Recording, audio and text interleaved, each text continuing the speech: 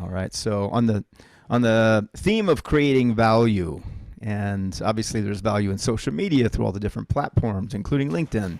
And we talked about how to get on podcasts. I think it's also relevant. Let's go traditional media, getting into newspapers, magazines, television.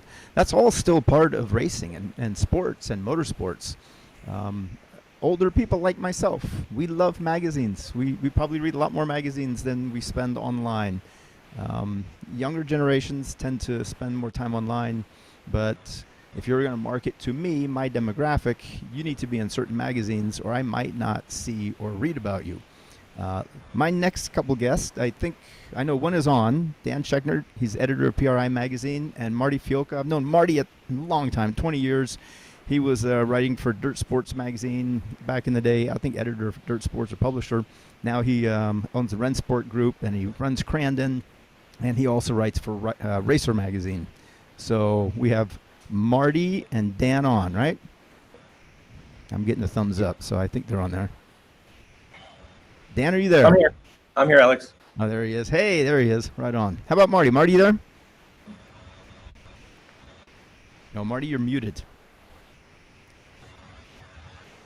Marty, there's a little icon you have to click in order to unmute. I got it. Should be on now. There you go. Right on. Hey, Marty. Hey, are you at Crandon? You in Wisconsin? I'm actually sitting in the barn at Crandon. Yep. We have it looks like it. Yeah. I thought so. Here in beautiful Wisconsin, and pleased to be talking to all y'all. Well, last time you and I talked, you were on the drive to Wisconsin just a few days ago. So I'm glad you made it. Glad you're there. Everybody's safe. And now the fun starts. Yeah, I am here every summer. So our first race next week, and then, of course, the World Championship on Labor Day. So right on. Easy for that. Excellent. Hey, let's jump right into it.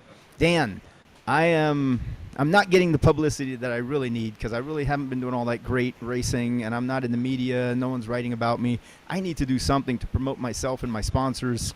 I need to somehow get the word out about my story. What is it that interests a magazine? What type of content do you look for, or what is it that passes through the editorial filter in order to get published? Can you help us out here? I can, Alex, and thanks for having me, and thanks everyone for joining me. I just wanted to know, like, how come Megan's not doing this session? Like, did we draw the short straw or something? Or all right. Well, I appreciate the opportunity here. So it's a big question, and I think that I will start by saying, know your audience. I think that is critically important. I think that there are so many different kinds of publications out there. There are so many different media outlets out there that if you don't know what you're pitching to and who you're pitching to and what kind of coverage they like, you are already starting out way behind the 8 ball. So that would be the first thing, is absolutely know what type of content they run.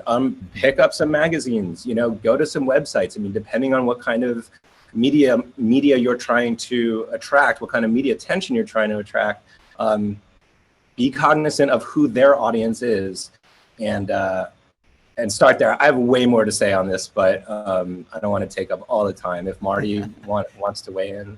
That's what Marty has to say. Then we'll come back to Dan. Yeah, no, I mean, so I would come a different perspective because I still race. I've owned a race team for a long time. I ran magazines, as you said, but I was also in public relations at a pretty high level too. So kind of all the trifecta of all three. And I kind of break it down pretty simply. To me, you have to disperse, first of all. You have to be the one that's dispersing information, writing great press releases. How can you do that? Communicate on a lot of levels. Get an email list going, which some people open emails with press releases. That's one thing, and that makes it much easier to get your message out there. Secondly, reverse, dispersing your reverse engineer. Kind of what Dan was saying about, you have to get in the head of the editor and say what's going to be interesting to them. And furthermore, nowadays, it's not a matter of pitching; it's also a matter of doing. A lot of times, my successes come from actually saying, "Okay, this is what I like to cover, but I'm going to ghostwrite it for you. I'll get photography done for you at no cost." And for the editors, who need a lot of content or high quality content, especially at that level, that makes it way, way easier to get coverage because you're actually doing it. As long as it's balanced and fair. Again, you got to be a balanced journalist if you're going to think. Again, and the last thing is, with the most successful thing I've done is immerse. So I've got dispersed. I've reversed engineered this, not immersing. And what immersing means, we did that a lot in my whole racing careers. I actually befriend media and then say, okay, how about I come into our race shop? Or how about come into a race with us? Or even better, why don't you come do a ride along in my race car? Or be part of our crew, or better yet, take them on, like Baja's perfect for this, take them on a trip to Baja, approach some sponsors, let them help pay for that cost. And that's where you get the big, long stories. And, it may not be related to one particular sponsor, but it's your race.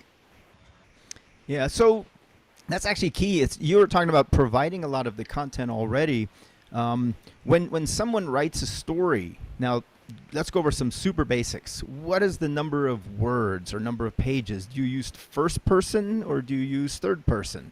Are you writing from a perspective of someone looking, or are you trying to tell a story? What tends to appeal to you in terms of what would you like to elaborate on and write more about that could get published? How does a racer start if they're going to send you some content to potentially use?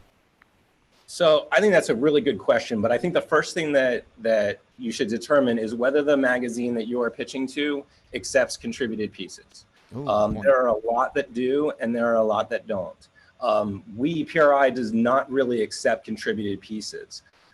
However, I would say this, and I'm going to tell you something that goes against everything that you've ever heard, which is I'm going to say think inside the box.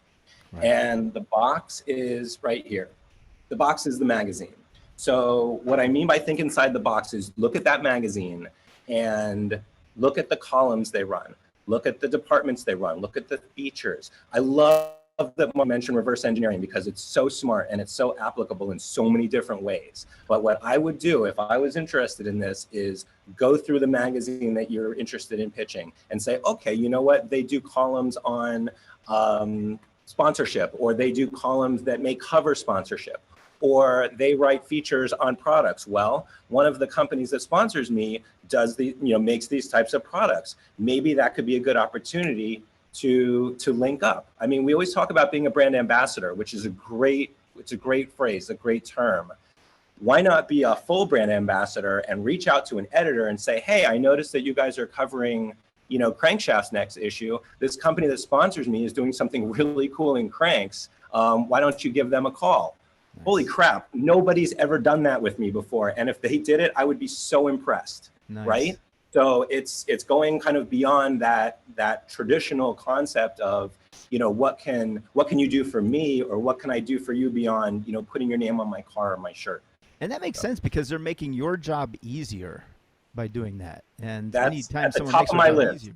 Yeah, yep. Exactly. I can see top that. of my list, 4 words, make my life easy.